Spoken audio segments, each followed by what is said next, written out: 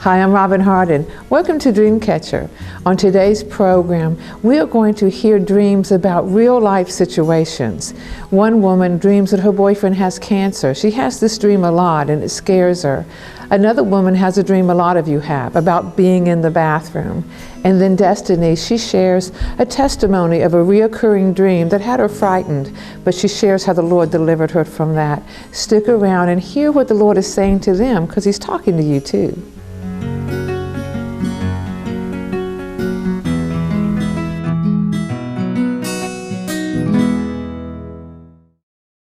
Hi, Miss Robin. This is Destiny, and I sent in my dream selfie a little while ago, and I want to say thank you so much for interpreting it for me. The best way to put it is I've had more dreams since then regarding the same subject, and I'm actually going to share with you another dream that I've had. It's really sensitive, but there's a lot of peace about sharing it with you. And in my dream, I was actually right here. You can see around the corner to my own land, and the best way to put it is I was coming home, and I was coming around this corner, and I saw a man coming from this side, and he was coming at me, and the best way to put it is he was on a bike, and I thought, oh my gosh, I have to get to my own land. And so I got on my own land, and I knew I needed to stay away from him. So the best way to put it is I thought, I have to get in the house. And so I start going to the woods. I start making it to these woods. And the best way to put it is before I could make it to these woods, he took off a lasso and lassoed me. He didn't even have to touch me. But I knew that there was some sort of assault that he wanted to happened to me. He wanted to assault me, and he didn't even have to touch me, and I had a lasso too, but I could not use it on him. He bound me, and I thought I have to make it to the woods, and so I made it to the woods, these woods right here, and I knew that the trees were to my advantage, and so I was running through the trees, and it was a miracle. I thought I just have to make it to the door, and I was fighting him the whole way, and so I made it to the door. It was a miracle that I made it to my porch, because I thought if I can just get to the door. And it was so interesting because he was just trying his hardest to take me, and I knew that he wanted to rape me, or that he wanted to even kill me. I could tell. And so I made it to the door, and it was a miracle. It was a struggle. I was fighting him. And you've interpreted my previous dream, and since then I've also talked with another just a really spiritual friend, and she said, you know, Destiny, you need to be praying over this dream. You need to be pleading the blood, and you need to be speaking Psalm 91. And this lady was in this dream. I made it to the door, and she was in my house. I thought, oh, praise God, there's somebody to help me. And the best way to put it is she saw this evil man, and she looked at him in terror and in fear. And instead of helping me, she started backing up. And she's like, has this evil, knowing that he's so evil, she's full of fear. And she was no help to me physically. And I was trying to make it. I was struggling and fighting him. And even though she didn't help me physically, she did help me just by her presence. Her presence there made him less confident. It threw off his confidence. And so I made it to the house, and I thought, oh Lord, I'm not gonna die. But the best way to put it is, I'm just gonna read this really quickly. She was no physical help to me, and that she had a huge look of terror on her face, and she was just help being there. But the best way to put it is, I saw his face flash before me as a woman. Okay, and so this is really interesting. And then he was on the floor. Somehow it was a miracle, and I began to step on his face. And it flashed before me, and I thought, the thought went through my head, if I kill him, am I going to be okay? Am I going to be convicted? What is going to happen to me? And the best way to put it is, am I going to be in trouble? But I began to step on his face, step on his eyes, and damaging them so that he could not see. And that flashed before me for a minute, and it was a woman that was in the church that I trusted. And so to me that symbolized possibly that there could be some people that I'm trusting that maybe I shouldn't trust. And I know that I had damaged these her eyes. And so that's my dream. And the best way to put it is, there's also a testimony behind this for those who are watching. I do know that I've had a previous dream before and recently about sexual assault, about someone actually coming to rape me. And a prophetic friend of mine came, and they came to me and they said, Destiny, there has been a spirit that has been following you that I've noticed about 6 months ago to a year ago, and I've seen it every time that I've been around you. I've only seen this friend of mine just a few times when I go to another meeting around town. And the best way to put it is, he said, that spirit is gone. That spirit that tries to make men look at you in a perverse way, this is a really big testimony for me, is gone. And he said, whatever you walked through in the past 6 months has had this spirit to leave. But I do want to encourage those watching. It's the fruit of prayer. I've been praying. It's a testimony because there's also been people praying for me. I know Miss Robin is one of them when I sent in my dream selfie, and I'm so thankful. And I'm really blessed because of this show and because of what God is doing. But actually, I just wanted to encourage you, if God gives you a dream, and if it's a warning dream, be sure not to keep it in fear and hold it to yourself and not bring it to the Lord in prayer or not try to understand it, because God really does speak through dreams. And I've had this testimony come out of it where I had a friend say, hey, there was an evil spirit following you. I saw the spirit of lust, and it confirmed the dreams that I was having of men trying to rape me. And also I had spiritual leadership over me. Before I had the dream, they said, I believe that there's some sort of a physical attack against Destiny. And so God has canceled that. And this dream actually happened before I heard those confirmations. But thank you, Lord, for what you're doing. And thank you, Miss Robin. Thanks for watching Dreamcatcher. I'm here with my guest, Ashlee. Ashlee, you've been having some dreams, and I'm so thankful that you're going to be part of Dreamcatcher. I'm going to tell the people out there, we're at Ashlee's home, and she's got a couple youngins here. So if you hear something in the background, it's her little girl and your little nephew, I guess. Okay, beautiful children. Yeah. Well, how do you want to start? Do you have a dream you want to share? I have several dreams. They all kind of connect together. The first dream I had, me and Jonathan, my little girl's father, had went to China. And I don't know what we were there for. In the dream, we just were there. He had gotten really sick and had to go to the hospital.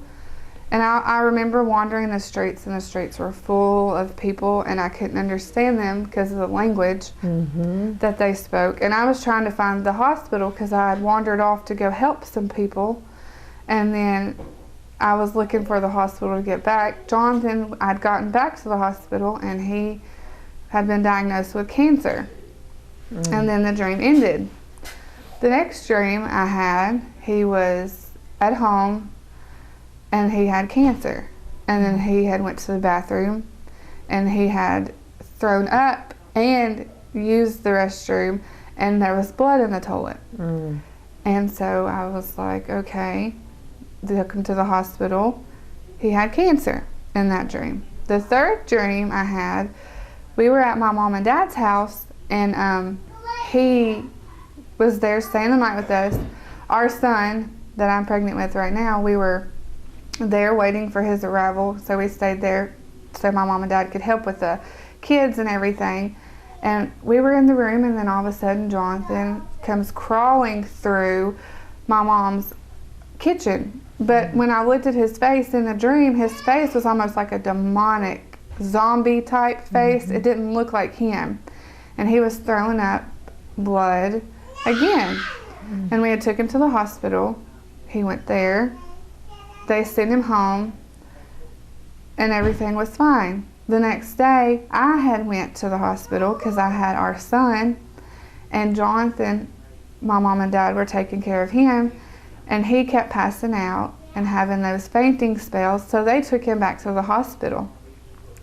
In that same dream, when they took him back to the hospital, I had Finley, and he had come in the room to see the birth, and then they carried him back to his room, and I went to his hospital room because he was in there as well, and they said that he had cancer and he didn't have long to live. So I told my mom in that dream, go get Finley from the nursery and bring him down here so Jonathan can see him. By the time my mom had walked up to the nursery and come back down, Jonathan he had passed away. He was completely like brain dead. He couldn't talk, he couldn't walk, just from that amount of time from our son being born until then in the dream, and then the dream ended.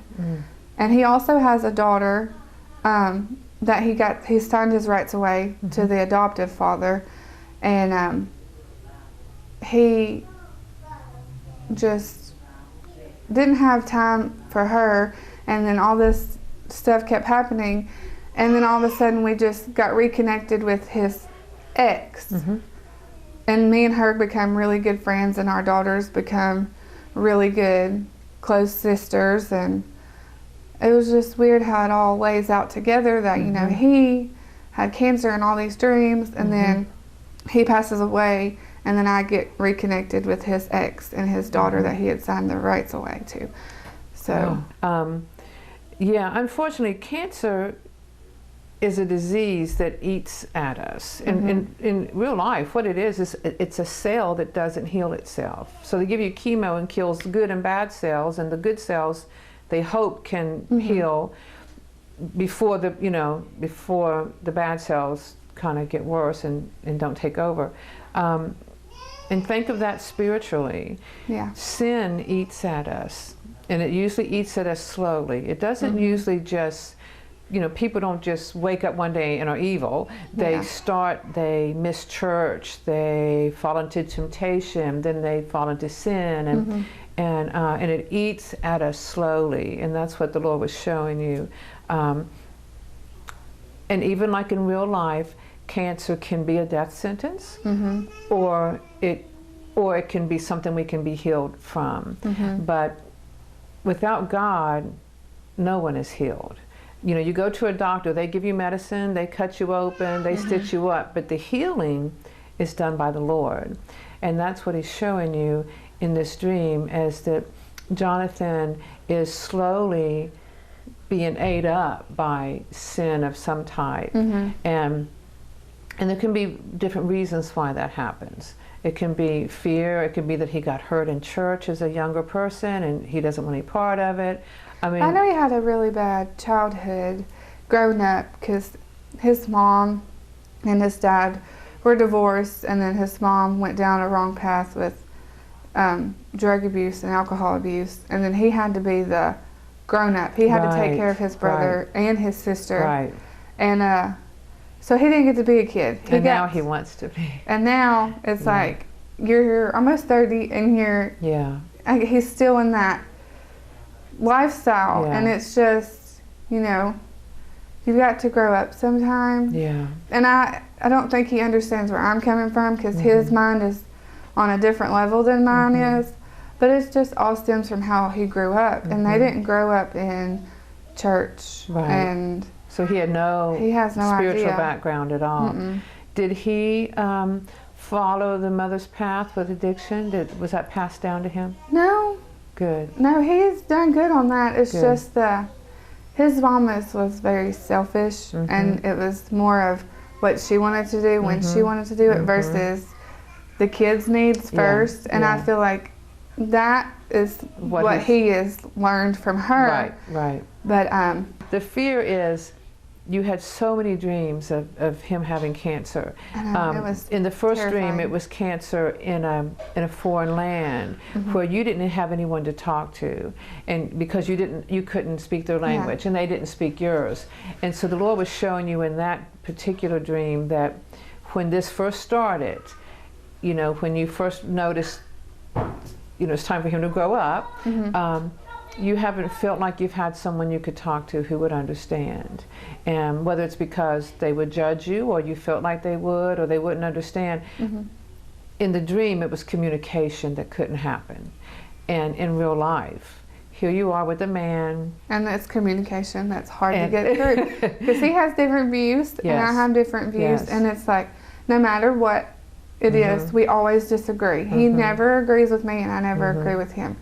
I think it's interesting in the dreams is he's always got cancer, which means there's really truly something eating at him. And like in real life, if I have cancer, I'm going to do everything know to do to get rid of it, but I can't always, on my own strength, I can't help it. I think the Lord is also telling you that in his own strength, he can't help this. It's not really something, he didn't choose to have cancer. He didn't choose to have this childhood, but it's all he knows right now. And so as his mate, you know, you just need to really pray for him that God will help him to see, because only God can heal physical cancer, and only God can heal spiritual cancer. It's interesting in the dream that you and his ex have become friends because their children are half siblings, right? So that's important, that the Lord is showing you in the dream not to punish the children for what their parents or grandparents have done. Yeah. Jonathan, he has to face God alone. You have to face God alone. His ex has to face God alone. When we stand before the Father, we can't say, yeah, well, I didn't do that because my husband. He's going to say, what did you do? You know, and so, and think of that in terms on earth. When your daughter comes to you and say, I have a sister, I could have been bonding with my sister. What did you, and you say, well, your father, she's going to say, but Mom, I was with you. What did you do? So it's a difficult situation, but you don't want to blame the children, and you don't want them to pay for something a parent did. And like you said, he was young, he was a child and himself. And just make sure that your responsibility is that these children have the best life they can have, and to have a sister or a sibling, a blood, you know, sibling out there. They'll know eventually. They should have that opportunity, and it would just save you from having to backtrack later. I know. See, I've had a lot of, I don't know if it's, I wouldn't call it anger. It's just, you know, she has a sister out there. And, you know, the decisions that he and her chose to make for that child of theirs kind of reflects on what it certainly does is going to happen in my child's life. And I don't want to damage her. And I don't want that other child to be damaged because of these decisions. But children have such a different perspective. At this age especially, that's my sister. They'll be thrilled to have a sister. They don't, that other part, Dad and Mom doesn't even connect with sister. Those are two different things. They can have a sister, and the whole daddy issue is totally different at this age. As they get older, they'll put it together. But man, they have a sister out there. What a gift to give to someone as a sister. We're going to be back with some more right after this. Don't go away. That I'm on this commode, and I'm sitting there, and all of a sudden I realize that everybody sees me. You know, and I'm not proud of it. I'm humiliated, you know, that kind of thing, or something like that. Dreams like that. I've had those dreams often. And that's very common. A bathroom is a place where we purge, or we shower, we clean. When you're not cleaning, you're purging. And you're afraid that as you purge stuff, and we all have stuff to purge, this doesn't necessarily mean sin. It can mean fear, it can mean strongholds, it can mean, you know, whatever. And you're afraid that as you purge, that people are going to see that and go, oh, I wonder what she's been doing. You know, like when you go up to the altar because you just want to talk to God and you're going, oh, they all think I'm a sinner because I'm at the altar. God wants you to not worry about what people think and what they see. It doesn't matter what they think. What matters is God is, if there's something in there that He's purging, and if anything He purges is to get us higher. And so we can allow Him to purge us so we can go higher, or we can just sit there and worry about what other people are thinking. So let it go, because He wants to lift you higher. It doesn't matter what people think. Okay. It's a very intimate place. Yes, that's the other thing. Yes. It's a very intimate place, and there's a, you know, how many of us share a bathroom at the same time? I mean, you just. And there's a lot of times when I share personal things with people I feel led to share with. You know, and it's like you felt you were exposed. You feel naked. Very exposed. You bare yourself because for the sake of others. Yes. But let me tell you, since you said that, when I wrote my book was not going to be a book. It was my personal journal for my granddaughter. My granny, we moved so much, I didn't get to spend the time with her I wanted to. And I used to think she was an angel. She was a real saint of God. And I thought, man, she'd only have written something for us. So this book that some of you have is written for my granddaughter, for when I went to be with Jesus, she would know who I was. And then people start saying, you need to make that into a book.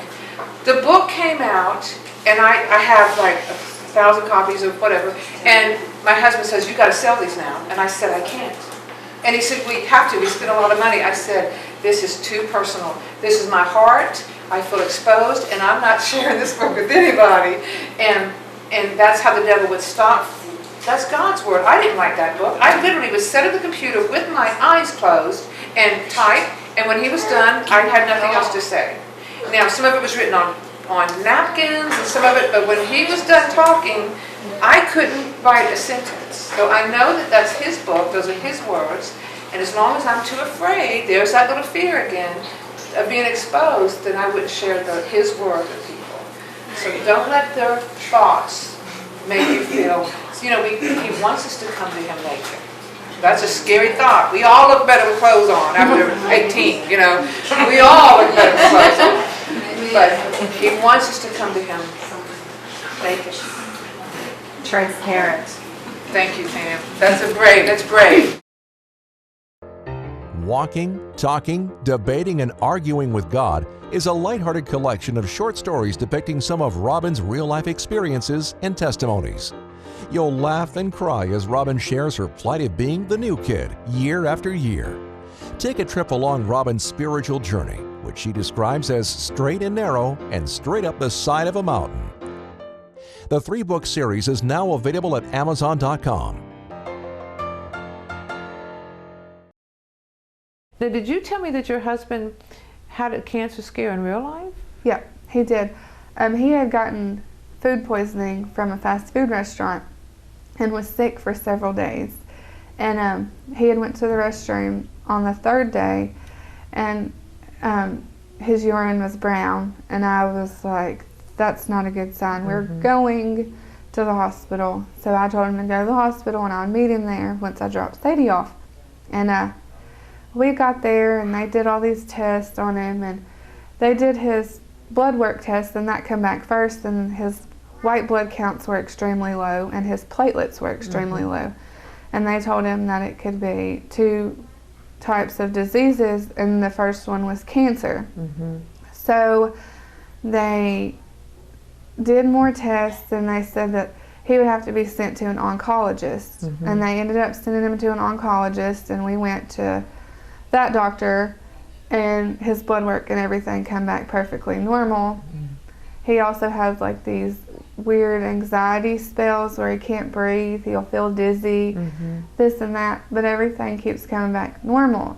And I never started having these dreams until that scare happened. So when I had those dreams and I would wake up, I was like, is God trying to tell me something's about to happen, and he's just trying to prepare me for what's about to happen? Or is there something more to these dreams that he's telling me about that I just don't understand?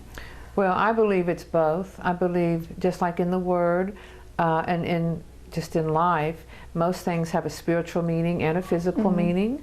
And it showed up as cancer in your dream because he had a cancer scare in real life. But also, what's going on in his body, it sounds to me, is his spirit, his mind knows the right way to live, and yet he's not able to do that for whatever reason right now, or thinks that he's not.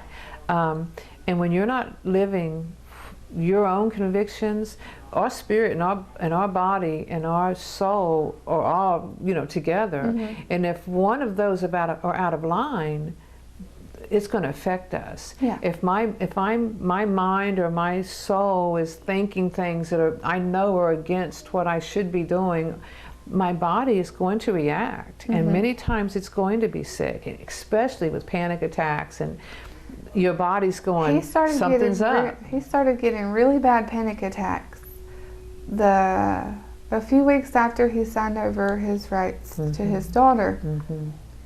And I was just like, we've been together for almost 7 years, and this whole time you have never had a panic attack. And the day you go and sign your rights over for her to be adopted, you start having these panic attacks later, a week, 2 weeks later. Yeah. And his dizzy spells, it feels like he can't breathe. Yeah. And then the cancer scare and those dreams, and I was just like, this is just terrifying. What is he trying to tell me? I believe he is trying to tell you that. And I also think that, you know, Jonathan, he has a lot of hurt from his childhood, so he tries to blame others.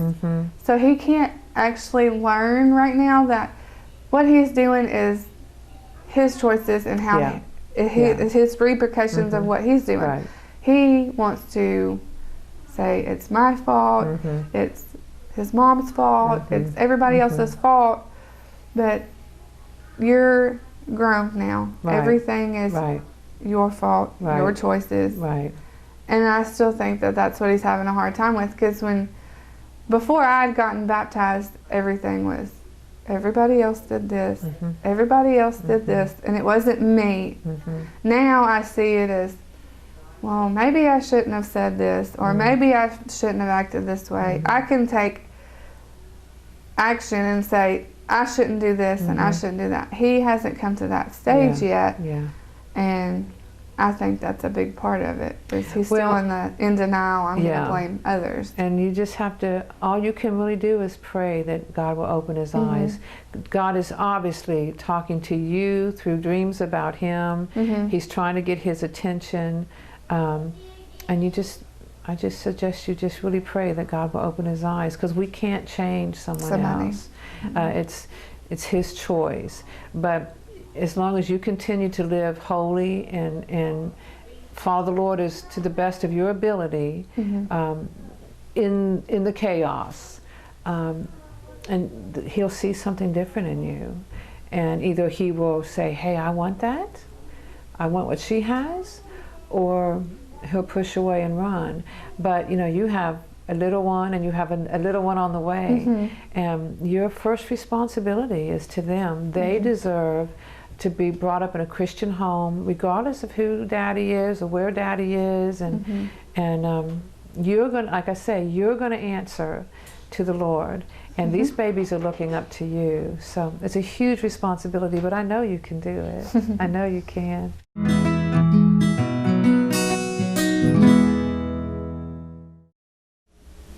Next week on Dreamcatcher, Rosie, an elder of her church, shares a dream that she had while sleeping, plus a dream in her life.